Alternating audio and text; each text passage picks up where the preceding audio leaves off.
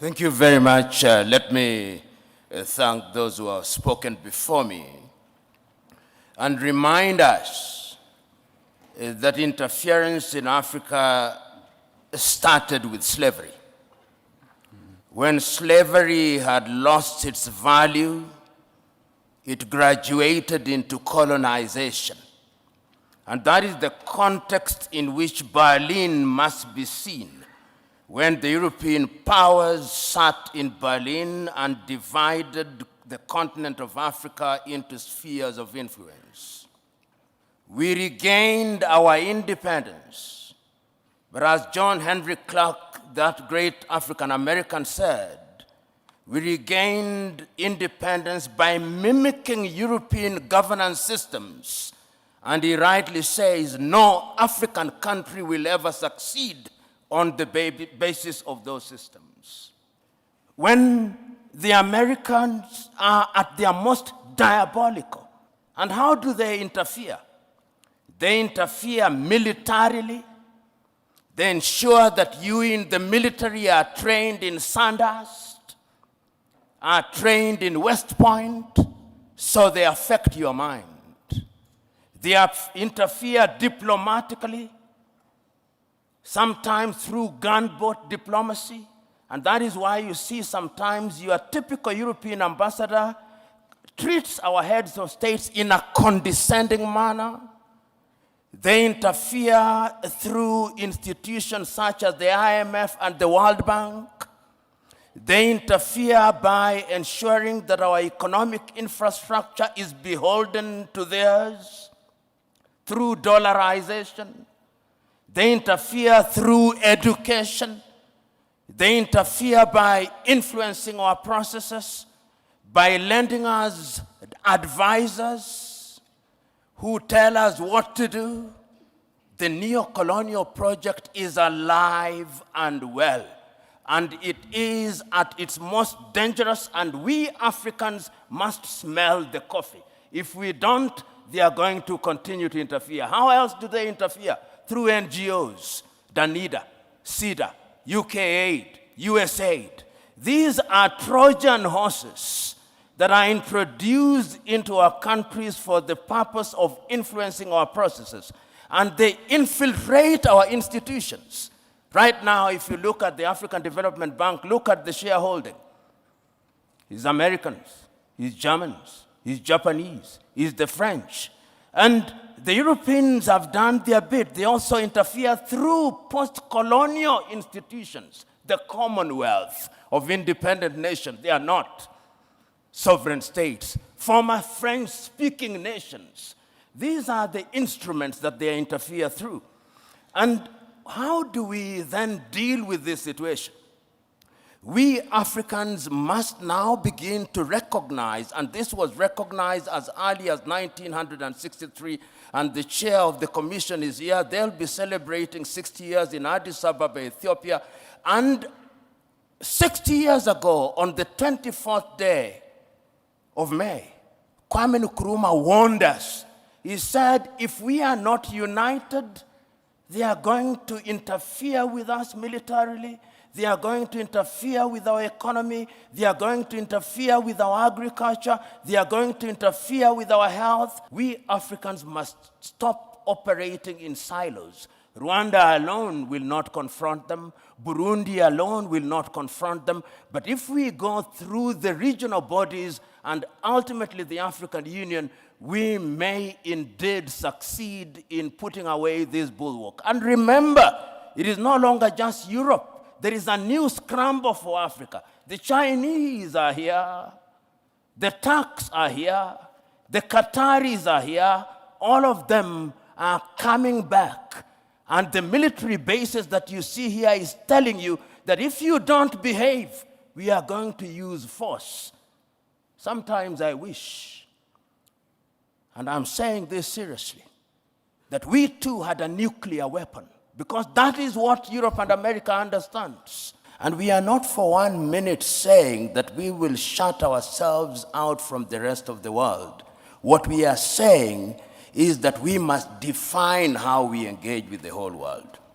And we are saying that as individual countries, we are weak, and the rest of the world wants to operate and to deal with us in our weak state. The United States of America are dealing with Rwanda on second-hand clothing. Rwanda cannot resist them. Burundi cannot. Kenya cannot. Uganda cannot. But if we are East Africa with a population of 300 million, we can. If we are SADC, we can. If we are ECOWAS, we can. So this is what we are saying. And we are saying further that going forward, we must also recognize our internal weaknesses. And what is our weaknesses? Chinua Achebe said it very well. The problem of Africa is simply and squarely one of political leadership. The rank of many political leaders in Africa are thieves. Let's call them by their name. They are thieves. They are individuals who are not interested in the interest of this country. And as long as we continue electing such individuals into positions of power across Africa, they are going to be manipulated. What then is the responsibility of the citizenry? The responsibility of the citizenry is to make demands. What I'm saying is that we have a responsibility to ourselves, both at the leadership level and at levels of the civic society. We must be engaged in a positive manner, and we must keep on shouting without being diplomatic, because diplomacy is lulling us into a false sense of security. And lastly, I want to say this. When foreign powers come, we must always be reminded of these goodies that they bring to us. It used to be said of the Trojan War that even when the Greeks bear a gift, they do not mean well. They never mean well. And the sooner we say it, recognizing the external threat, recognizing the domestic weaknesses, the safer we are. In other words, we are not doing well. And I'm going to be blunt at these functions. If you ask the chair of the African Union who funds the African Union, possibly 60% of the budget is externally funded. He who pays the piper calls the tune. That is the reality of the world. We must begin to pay for our own things in order to be understood and to be respected. And I do not begrudge nations that define themselves and their agenda. Ronald Reagan once said it, and I agreed with him, that every nation does what is in her best interest. And I have no problem with that. The problem that we have is that at critical moments in African history, we have failed to seize the moment. There comes a time in the history of a nation when even friends of goodwill must be told, keep aside. We want to believe that we can do it, and your help must be surreptitious and subterranean if you are a person of goodwill. And the Champaran philosophy is what we must define for ourselves.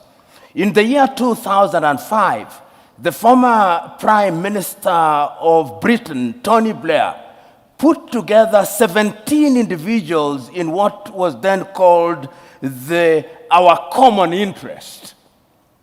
The report on the African Commission. The Prime Minister, he was then the President of the European Union, from which Britain has now left, and he was also the President of the G8 at that time before the exclusion of Russia. They produced a report.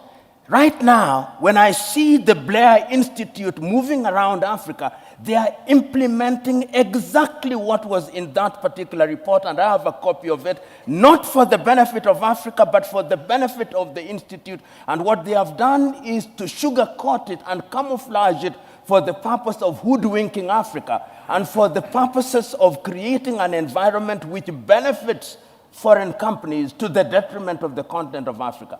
So that some of these engagements are anodinal. They simply lull us into a false sense of security. Do I blame them? No. That is why I agree that we must decolonize all learning. The happiness of the slave is the comfort of the slave owner. And I am saying that if Africa does not recognize this, then Africa will never recognize and realize our potential. The saying goes that if you behave like grass, goats will eat you. And many times we in the African continent behave like grass and we are fit for eating. And that is what I'm saying, going forward in a strategic engagement such as this, it is incumbent upon the continent of Africa, and remember I said there is a new scramble, sometimes subtle, sometimes not so subtle. There was 1 month in this continent when the Russian foreign minister was here, the American foreign minister was here, the Chinese foreign minister was here, the French president was here, the Turkish president was here, within a period of 2 weeks. What were they looking for? What is in their best interest? They engaged little countries. They don't want to engage the East African community. They don't want to engage SADC. They don't want to engage ECOWAS, because when they are big, they are not manipulable. Learning is universal and defies geography, but there is wisdom in using that learning for our benefit. And very lastly, how do we distinguish the institutional conceptual West, which is diabolical, and the individual members of those countries that actually sometimes are on our side? Institutionalized conceptual West, as articulated through government, is fundamentally diabolical. Their pretension to the contrary notwithstanding. And therefore, when we engage with them, we must have our guards up. We are capable, in my view, of discerning who is better, and that is the duty of our leadership. Our leadership doesn't do a good job out of it, and that is why the demand from the civil society, the demand from academia must remind leadership at all times, you are dining, and I'm using this as a term of art, that when you are dining with the devil, you must do so with a long spoon. What can Africa do, particularly with foreign interference? Let us understand that the international economic architecture, as I see it, is one in which Africa does not participate in a meaningful way. Take, for example, the Bretton Woods institution that we know about, the World Bank and the IMF, created in 1944 in Bretton Woods in New Hampshire. British economists and American economists immediately after the World War II to target the reparation of Europe through the Marshall Plan. We are grafted into it, and then we become beholden to them. So that when you hear IMF is in your country, you ought to be very worried, because the prescriptions is one size fits all. And if you doubt me, you will remember the prescriptions of the IMF during the structural adjustment in 1980s. Not a single country came out of it in a proper shape. We are not involved in that architecture. Remember also the WTO. The very first meeting of the United Nations in 1945 in San Francisco had a component of the WTO. The WTO, as we know it today, is also constructed in a manner that does not benefit us. The idea is that Africa continues to remain a producer of primary goods, and we continue to consume goods that have value addition. How then has Africa tried to react to this? There have been several initiatives. The very early initiatives were not even constructed by Africa.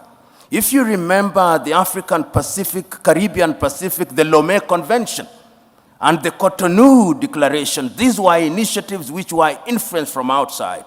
It is after the failure of the Lomé Convention that Africa now said, we want to have our own, hence the Lagos Plan of Action of 1980, because Africa recognized trade within Europe is at almost 60%.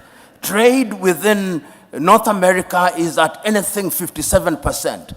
Trade within Asia is at 50%. Trade within Latin America is at 40%. Trade within Africa, 15%.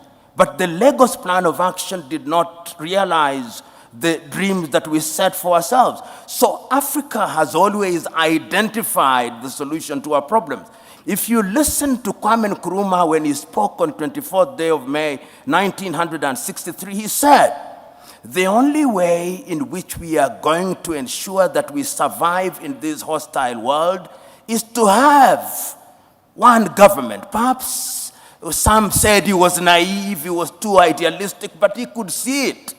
He could see that the smaller we are, the weaker we are in all aspects. He said, even one army, even one foreign policy, he said, and people thought he was naive. In 2013, when we came up with Africa Agenda 2063, and I invite you to read the letter written by Nkosazana and Dlamini Zuma, from whom the president took over. She is apologizing to Kwame Nkrumah.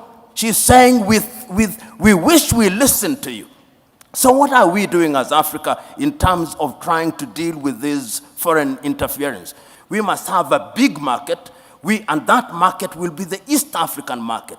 Hence, Kenya, Uganda, Tanzania, Rwanda, Burundi, South Sudan, and now the Democratic Republic of Congo, and the Somalis are coming in, and I'm told the Ethiopians are also contemplating. And not only in East Africa, in ECOWAS, there was even an attempt to create a currency called the ECO, which was torpedoed, as you know, by the French. And in SADC, these are ways and means of immunizing ourselves against the machinations of not only Europe, but China. China is increasingly coming into the continent. Russia is increasingly coming into the continent. Turkey is increasingly coming into the continent. Qatar is increasingly coming into the continent. The Emiratis are coming into the continent. So we are seeing all these things happening. But beyond the RECs, there is also the African Union. If you read Africa Agenda 2063 and the 7 aspirations, they are designed specifically to ensure that we form a bulwark against these foreign interference. And let me correct myself if I was misunderstood. They are small nations. Let's not delude ourselves. The theory of sovereignty of nations is a fiction. Right now, we will have meeting of the G7. Why? Because they are bigger economies and we are not there. Then we will have the G20, which are slightly bigger. Then they are the smaller nations, and they met recently in Brussels. So we must distinguish the fiction of equality of nations and the reality of nations.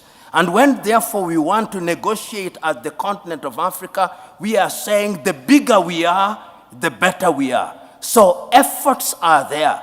And as I conclude, I'm saying, if we look at Agenda 2063 and we look at Africa Continental Free Trade Area to eliminate tariff and non-tariff barriers, to allow for the free movement of persons, then we would be in a better position to engage. And I'll give this example. Look at East Africa. We said that we did not want second-hand clothing. Rwanda accepted. Then Uganda and Tanzania were persuaded by the United States of America, and we dropped out. This is what divide and rule is all about. So these things that we are talking about, they are not going to be realized in your lifetime. These are intergenerational battles.